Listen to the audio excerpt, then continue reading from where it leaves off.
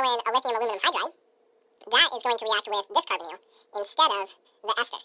Now, what we can do to prevent this from happening is by introducing an acid, such as sulfuric acid.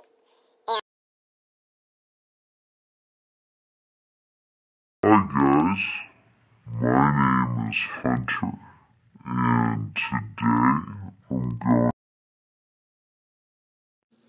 Hi guys, my name is Hunter, and today I'm going to go over a reaction that could prove daunting on an exam. Now, say the professor wants you to reduce one of these oxygens. Now, let's say he wants you to reduce the ester group.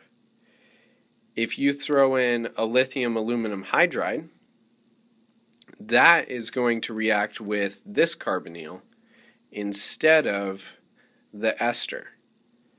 Now, what we can do to prevent this from happening is by introducing an acid such as sulfuric acid, and what this will do is this carbonyl is going to be more reactive.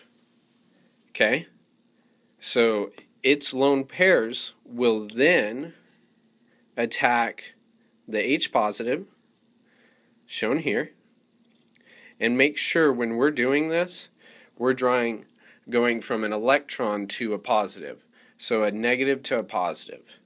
Okay? This will then form a complex that has resonance, and I'll show this here in the next step. And resonance will make this reaction favorable. So here's the resonance structures.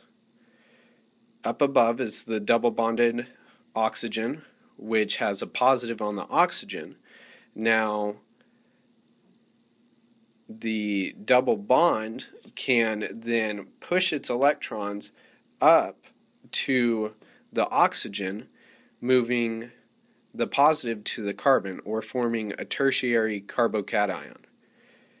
This then will leave a neutral charge on the oxygen, of course, and because of this, another group with an electron pair to donate can come behind the positive charge at that tertiary carbocation and attach. In our case, it's going to be an alcohol that has some lone pairs.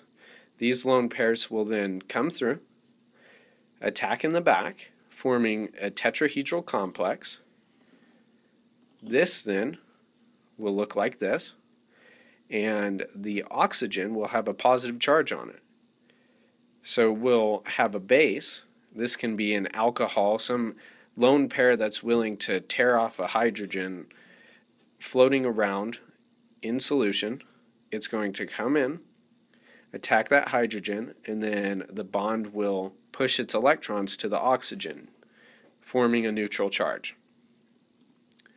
Now, if we add more acid, this acid will then be attacked by the lone pair of electrons on the alcohol directly attached to our chain. These electrons will attack that hydrogen, forming a good leaving group. This leaving group is seen in this step, which can then break, and I'll show that here.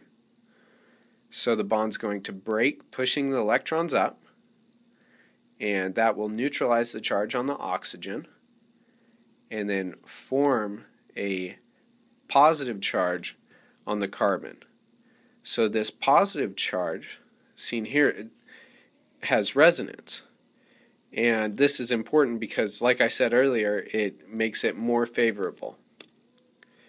The lone pairs on the oxygen in the alcohol group on the end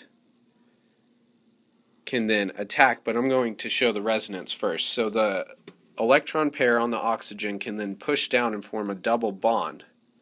See that?